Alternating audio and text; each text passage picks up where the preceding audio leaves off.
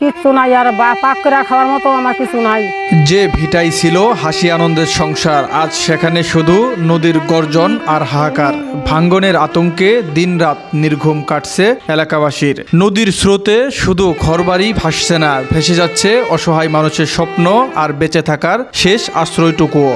আমার বাড়ি ঘর তো কিছু নাই, সব ভাঙ্গা গেছে কেন উঠতে হারে জিনিসপাতি, টিন মিন চাল ডাল যত জিনিসপাতি আছে সব আমার উঠতে গেছে। তার মধ্যে নাই আমার মানুষ না, এক বেলা আল্লাহ নিয়ে গেছে, স্বামীটাও নিয়ে গেছে। আমার তো সম্মত নাই যে আমি কোনানে যে দাঁড়াম, ওই ছাপড়া তুলে আমি এই ছাপড়ার মধ্যে দাঁড়িয়ে রয়েছি, তা পানি ভরে থাকা যায় না, কত কষ্টে আমি আছি। জামালপুর জেলার দেওয়ানগঞ্জ উপজেলার ডাংধরা ইউনিয়নের চেংটিমারি দক্ষিণ গোয়ালকান্দা গ্রামে আজ নেমে এসেছে এক নীরব কান্না। প্রকৃতির নির্মম আঘাতে জিঞ্জিরাম নদীর ভাঙ্গনে একের পর এক বসতভিটা বিলীন হয়ে যাচ্ছে নদীগর্ভে। টানা ভারী বৃষ্টি ও পাহাড়ি ঢলে সৃষ্ট প্রবল স্রোতে কেড়ে নিচ্ছে মানুষের বহু বছরের স্বপ্ন, পরিশ্রম আর আশ্রয়। ইতিমধ্যেই প্রায় 20 থেকে 25টি পরিবারের ঘরবাড়ি নদীতে হারিয়ে গেছে। অসহায় মানুষগুলো এখন খোলা আকাশের নিচে অনিশ্চিত ভবিষ্যতের দিকে তাকিয়ে দিন পার করছে। প্রায় 2 কিলো জায়গা ভেঙে এসেছে, এনে ঘর বাড়ি প্রায় 30-40টা ঘর বাড়ি নদীতে বিলীন হয়েছে এই বছর।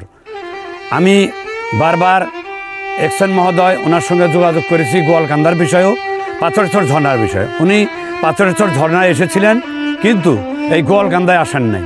পাথরেশ্বর ঝর্ণার থেকে গোয়ালকান্দার দূরত্ব 2 কিলো। এই 2 কিলো জায়গায় উনি আসলে এটাও স্বচক্ষে দেখতে পারতেন এবং এখানে একটা প্রয়োজনীয় ব্যবস্থা নিতে পারতেন। স্থানীয়দের অভিযোগ, দীর্ঘদিন ধরে ভাঙ্গন চললেও স্থায়ী কোনো প্রতিরোধ ব্যবস্থা গ্রহণ করা হয়নি। তাদের আশঙ্কা, দ্রুত কার্যকর পদক্ষেপ না নিলে পুরো এলাকায় নদীগর্ভে বিলীন হয়ে যেতে পারে। আজ তাদের একটাই দাবি, অবিলম্বে নদী ভাঙ্গন রোধে জরুরি ব্যবস্থা গ্রহণ এবং ক্ষতিগ্রস্ত পরিবারগুলোর পাশে দাঁড়ানো। গত বছরগুলোতেও বেশ কয়েকটি ঘরবাড়ি ইতিমধ্যেই এই পাহাড়ি পানির ঢলে নদীতে তলিয়ে গেছে। তার মধ্যে সবচেয়ে বেশি ক্ষয়ক্ষতির পরিমাণ এবার আমরা এখানে দেখেছি। প্রায় গেল 1 মাসের মধ্যে কমপক্ষে 15 থেকে 20টি বাড়ি ঘর ইতিমধ্যেই নদীগর্ভে চলে গেছে। বাড়িঘর ভাই গো বাবা গো নদীতে ভাঙিয়ে গেছে। আজ 1 মাস ধরে আমি কোনে রয়েছি, আমার বাড়িঘর নাই। নন ভাই দেখে আসেননি, আমি মানুষের কাছে নামাজটা ঠিক মতো পড়তে পারতেছি না। এখানে আমার বড় ভাইয়ের ঘর ছিল, আবার এই যে এই পাশে এখানে আমার ঘর ছিল। ইতিপূর্বেও আমরা ঘর এদিকে সরাই নিয়ে আসছি, কিন্তু এইবার একেবারে খুব কাছাকাছি চলে আসাতে বাধ্য হয়ে আমার ঘরটা একটু ওই পাশে সরাই রাখছি।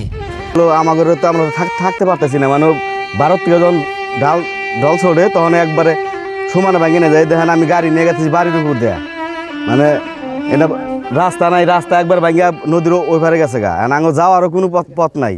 এলাকাবাসীর পক্ষ থেকে বিমান প্রতিমন্ত্রী এম রশিদুজ্জামান মিল্লাত ভাইয়ের কাছে করজোড়ভাবে অনুরোধ করছি, অতি দ্রুত সময়ের মধ্যে যাতে আমাদের নদী ভাঙ্গন রোধ ব্যবস্থা করেন।